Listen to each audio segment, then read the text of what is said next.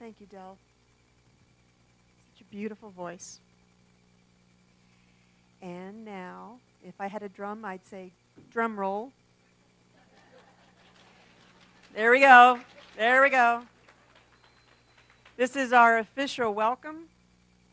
And stand, Dr. Barbara. We pass the wand. We pass the mic. Thank you. Woo. And thank you.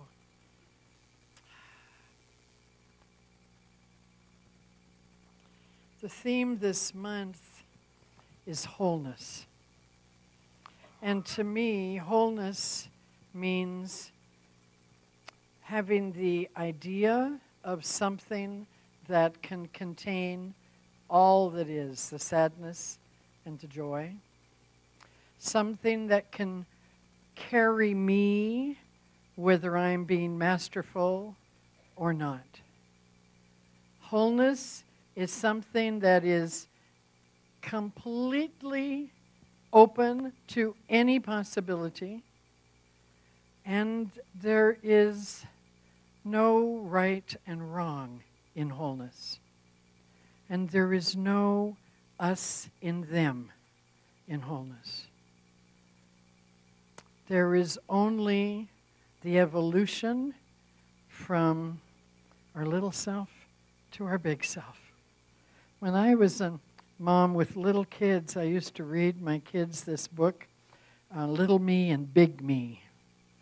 Anybody know that story? It's like we would teach the kids to accept their little me self because, we judge ourselves and we make pain for ourselves by calling ourselves wrong and worrying if we're going to be enough. And that means we're using just a tiny bit of the capacity of wholeness. Because even when we're judging ourselves, we're doing it within this whole system that says, you are perfect. No matter what, you are perfect. Even when you've forgotten. So even when we feel not enough, there is an energy called life that knows that we are absolutely perfect, whole and complete, and we have within us that which we seek. That's wholeness.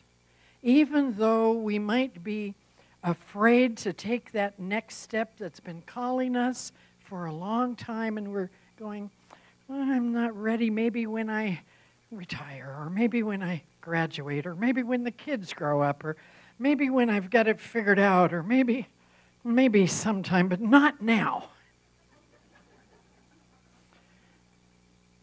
That even when we're marching back with our story that says we're not okay, even then, in that moment, there is this power that is greater than our fear, that is greater than our worry, is greater than our past experience. And this power is a presence of love, and it knows us only as good. No matter what, no matter how much mud is on our face, no matter whether we said a word in anger or not, or whether we don't feel worthy of the assignment or not, life says, you are beloved. And wholeness is the practice. It's the thing, and it's a practice of how do we come to believe this when the world seems to be so chaotic. When our own self, I remember when I came to Science of Mind 20-something years ago, and I sat in the back row. I mean, I didn't think I wanted to go. In fact, I came on the daylight savings time weekend, this weekend. And lucky for me, I came and everybody was leaving. And lucky for me, there was a kind man in the audience, and he saw my deer in headlights look. And he said, oh my gosh, I bet this is your first Sunday, and you're worried that you came late and you missed it all, and maybe it's the wrong place for you. Is that right?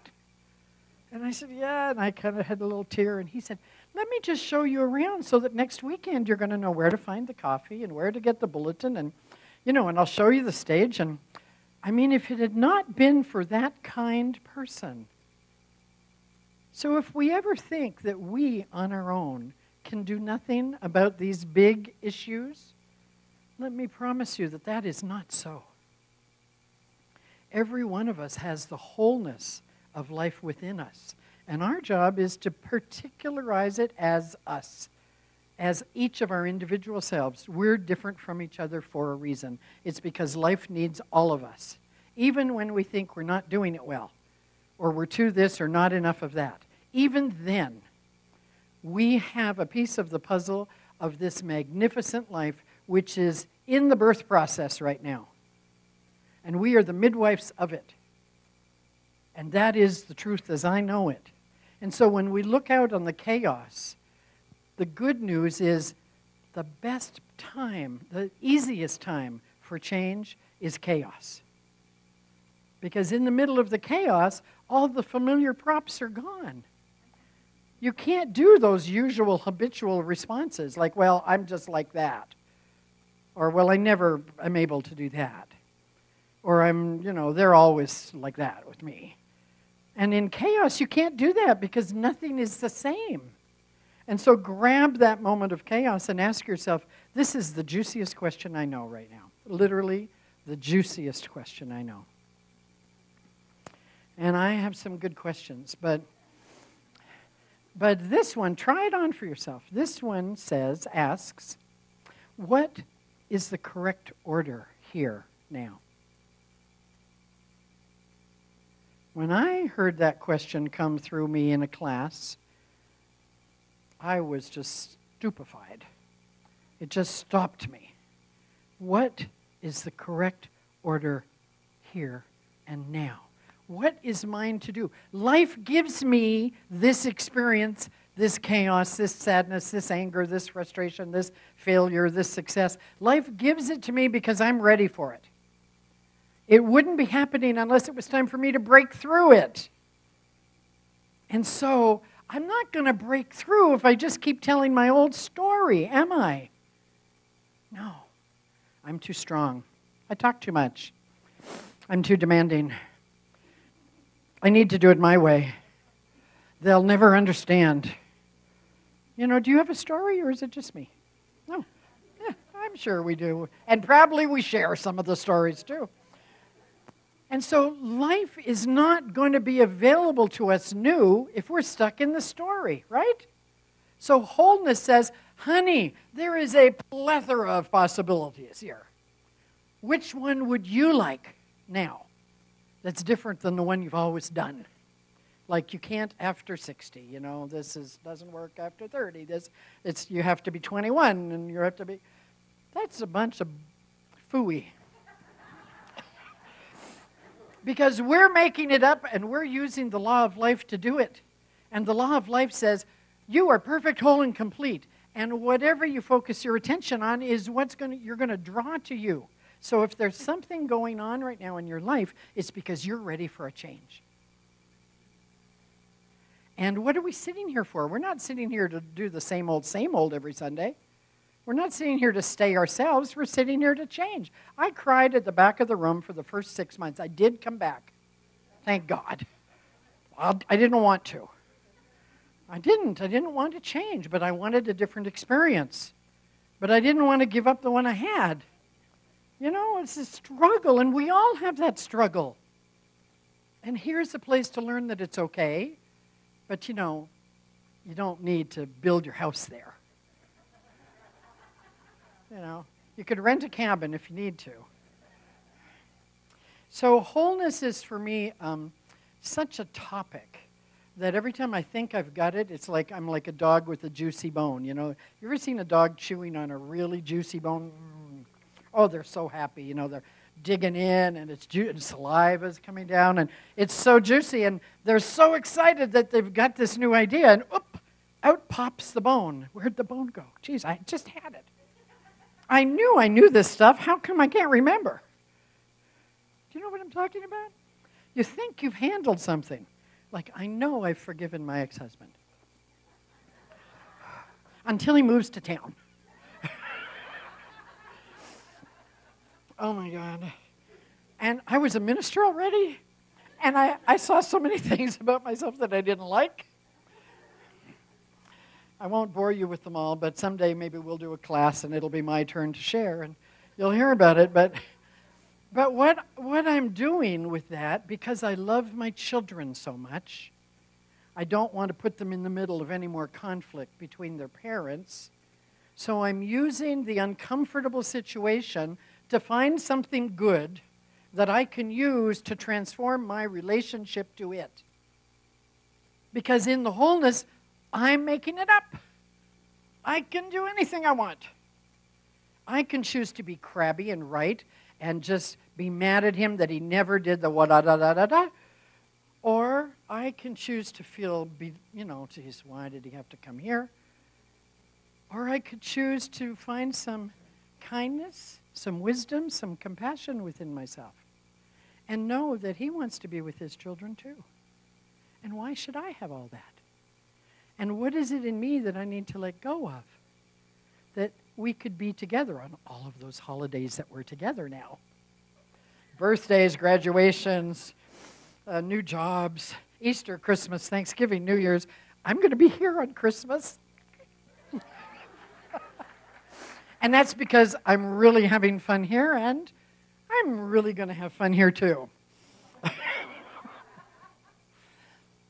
So wholeness is it's an inspiration. So whenever we see something happening in the world, like there is a lot of conflict and a lot of polarity right now in our society, and there's more than enough us and them going on, and more than enough right and wrongs, and more than enough, it seems like, if you're not really paying attention, it seems like everything's going to hell. But that's not true, because heaven is what we're here for. And heaven is what's planted in us. Heaven, a metaphor for the whole thing, the thing itself, this infinite life. And if that's true, that heaven's in me, then I have to accept that heaven's in you. Because you can't believe one thing that works for you and it doesn't work for anybody. So, it works the same for all of us. So let me invite you to imagine that you have the whole thing, the pure potential of any possibility that you've ever dreamed of. And let me tell you that it's never too late to make a new beginning. Never. And let me assure you that no matter what it is, if you feel called to it, it's yours. It doesn't matter whether you don't think you're enough, or it should happen before now, or you need this many degrees to do it. That is just hooey. It's not true. I could use a Russian word and you wouldn't know.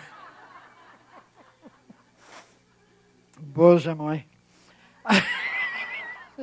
That means, oh my God. Боже мой, my God, Боже мой. So, my God is with me all the time. And if I choose to remember, I'm in the zone. I'm in this wholeness. And so we get to choose. So in that area in your life where you would like to experience more of whatever it is, just stop for a second and imagine that it's possible. And the only thing that keeps it from being possible is our own idea about that. It is possible.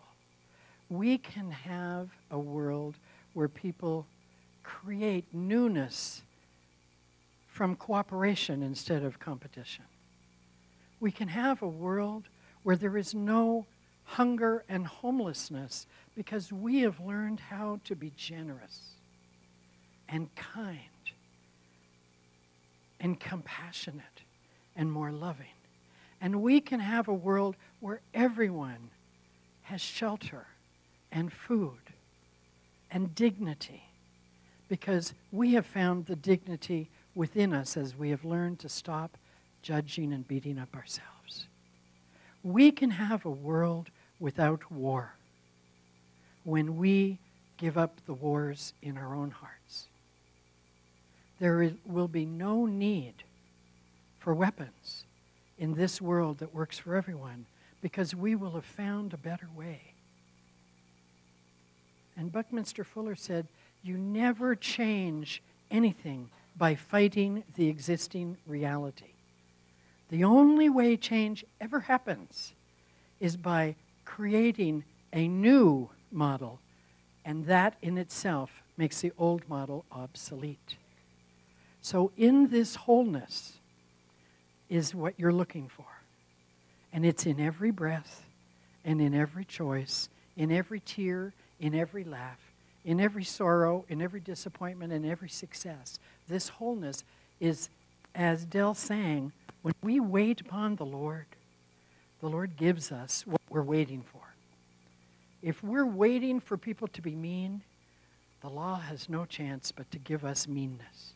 If we're waiting to be hurt, the law has no choice but to bring us things that hurt us. That's the law. That's the hard part of this teaching. But the same teaching and the same law can bring us joy and happiness and breakthroughs if we're waiting for that, if we're leaning into that, if we're listening for that instead of expecting that. And so I want to just end with two little things. If we can teach this teaching to 5-year-olds, then we will have it. And fortunately for me, I'm surrounded by little kids, and I love them. And so my 2-year-old granddaughter, she's 9 now, when she was 2, she was in the car seat, and I was driving on this mountain road from her house to daycare or someplace. And we came upon an accident. And I used to be the first person on the scene of many accidents. It was sort of my karma. I felt like I was really capable and strong and fearless, and I could be the one to deal. And I did, lots, until I really got tired of that. And I said, I'd like a different role, please. So here's my little granddaughter, 2 years old. And she said, Baba, we have to stop and do something. We have to help. Those people are hurt. They're on the ground. And I said, honey, the police is here. The ambulance is just arriving. It'll be fine. But we have to do something. And in that instant, I knew that life was speaking to me. It was a teachable moment for her. And I said to my senior partner, all right, what would you have me know for her? And I said to her, put your hand on your heart, honey, and think about everything you love and everyone you love. So right now, put your hands on your heart and think about everyone you love and everything you love about your life. Just let it flood through you like a divine ray of sunshine, because that's what it is. Above the clouds, the sun is always shining. So here we are. We're thinking about all that we love, and we're feeling it. And it's radiating in our whole body. And we take that energy, and I told her now that your hand is full and your heart is full. Take your hand and wave it to those people as we go by. Wave it to them. Send them your love. And they will feel it and believe that they feel it. And so she calls that sending love from her heart. So whenever she hears a fire siren or sees a dead worm on the ground, she says, oh, poor little wormy. Our whole family does it. So now I give it to you. So let us make our lives from the wholeness of possibility. Let us claim what is it we want next. And let us lean into that. Let us listen for that. Let us be courageous enough to use the chaos and the pain to teach us to seize the moment and find ourselves in that moment as a loving presence, as a midwife for God. Men can be midwives too, to usher in this world of peace and harmony and love that we all dream of. It's in our hands. It's in our hearts. And together, we become very powerful as we do this. And this, I believe, is our job. And it starts by loving here, loving each other, and walking through the difficulties and finding our way. So I'm blessed to be here. And I'm blessed to have a wonderful place to live. And out of all the choices that there were, the choice I picked was one that I knew had a gift for me, even though I didn't know what the gift was. And there were many houses that might have suited what I thought I liked better than what I chose yesterday. But what I found yesterday was a sincere, earnest, honest, direct, kind woman ready to share her home with me. And her neighbor is a gardener. And he has a greenhouse. That was the first sign. I went, oh, there's a greenhouse, Selena. Look at that. Because I have a greenhouse in Ukraine. And he has this gorgeous orchard and garden. And so we saw the house. I liked it. I liked her a lot. I felt this connection. I knew that God was sending me there for my learning. And then I met Joe, the gardener, and we gardened, talked to each other. And then I said, as we were leaving, well, how do you feel about beets? I was picturing the harvest, the next harvest. How do you feel about beets? He said, you like beets? I said, yeah. So he ran back to the garden. He pulled up a whole bunch of beets, put them in a bag. Of course, he took the tops off, as most people do. But I said, where's the tops? He said, well, I threw them away. I said, oh, my gosh, you can't throw them away. They're the sweetest part of the beet. He said, I'll go get them. And he ran back and he got them. God bless him. And, I'm listening to the signs from the universe. This is it. When your heart says, there's something here for me, listen. Trust it. When your heart says, oh, there's something here that I really like, gardens, greenhouse, beets, listen. Because life is saying, come on, divide, come on. And life is always calling us to ourselves. And so we have to practice listening. And we learn how to do that here in all the classes and in all the moments. So I'm grateful to be learning to listen more with you. I'm grateful to be growing, becoming more kind and more masterful here with you. And I feel very blessed to be here. And I know together something amazing is happening in this community. It's a great blessing for us to be together. And I thank you so much.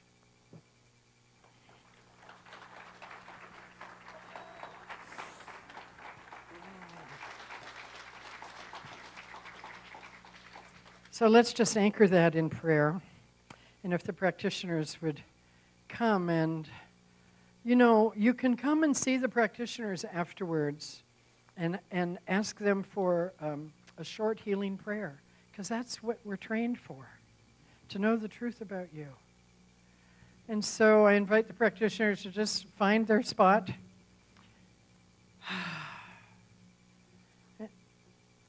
And I give thanks for everything about this service today. All the things that were joyful and the things that were challenging are God's gift to us because we are ready to be more kind and more loving and more in the flow of goodness. And so join me now in prayer.